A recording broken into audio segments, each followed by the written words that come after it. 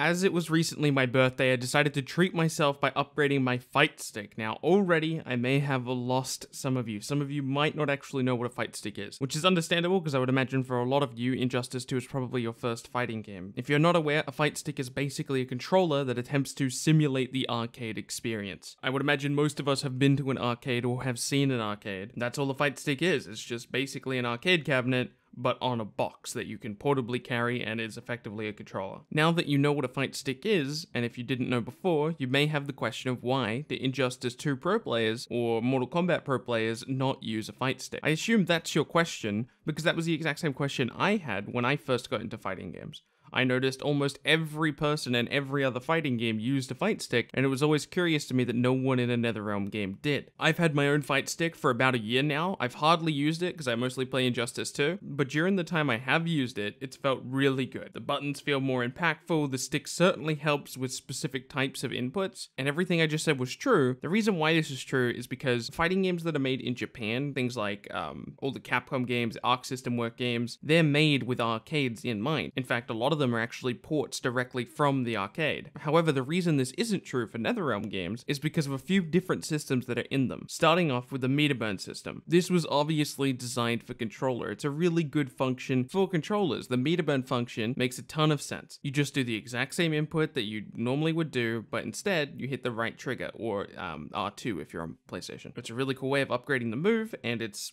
fairly simple. It's the exact same input, but you just hit right trigger. On a stick, however, even if you rebind it to a specific button you want to, hitting that exact button whilst doing your other input, when that button itself is useless outside of just the meter burn function, it's really annoying. It's just another button that's on your stick somewhere that needs to be really, really close and ease of access, but it's also not a button you're using very often. Stretching your hand in this way feels uncomfortable for most people, so that's already a turn off for using a Fightstick in a NetherRealm game. But that's not the only thing holding them back. The string system is unique to NetherRealm fighters as well. I actually haven't heard anyone bring up this complaint, but it's a complaint that I have for using a Fightstick in a NetherRealm game. For people who have no idea what I'm talking about, because Injustice 2 is maybe your first fighting game, the string system works like this. You know, if I'm playing Batman and I want to do 1, 2, 3, which is square, triangle, X. And the timing doesn't really matter, right? I can press all of those buttons and each action is queued up and it will do it. Here's an example of me doing that.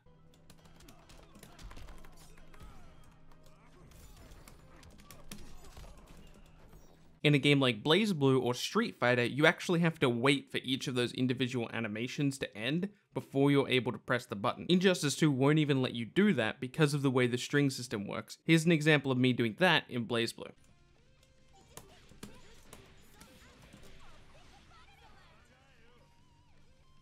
This feels really good on a Fightstick, but the string system we talked about that NetherRealm uses doesn't really translate well onto a Fightstick. I say this knowing full well that there are people out there who play on a Fightstick in Injustice, and I know there's a ton of people out there who play on controllers and pads, who play BlazBlue and other anime fighters, and you love that experience. But there's no doubting that most of the Japanese fighters, anime fighters, Street Fighter, Marvel vs. Capcom, all of those games are designed with a Fightstick in mind. NetherRealm, however, has clearly not made their game with Fightsticks in mind. I don't have a preference for either direction. I don't care which way it's made. I love my Fightstick and I would like to be able to use my Fightstick for every single game I play, but I completely understand that NetherRealm wants to make games for controller, and when that's completely understandable, I use my controller when I play my NetherRealm games, but it's a real big treat for me when I do go play a game like BlazBlue, because it allows me to use my Fightstick, which is something that I really enjoy using. Maybe after this video you have a question: should you get a Fightstick? Well, I feel like I laid out a lot of reasons for you to either get a Fightstick or to not get a Fightstick. If NetherRealm games are something that interests you and you really want to play NetherRealm fighting games, I would say that a Fightstick is probably not something you want to purchase because the controller just feels a lot better for most people. Now, that's not to say that you shouldn't get a Fightstick at all. You might be one of the few people who do enjoy using a Fightstick on a NetherRealm game, even though the majority of people prefer a pad, and it's a significant majority. It's not just like a barely majority. It's not like a 60-40 thing. It's like an 80-20 thing. And the same thing goes for an anime fighter. You might not want to get a Fightstick, even though most people enjoy playing Fightsticks on anime fighters, because you might fall into that 20%. You might be the minority and you might still prefer your controller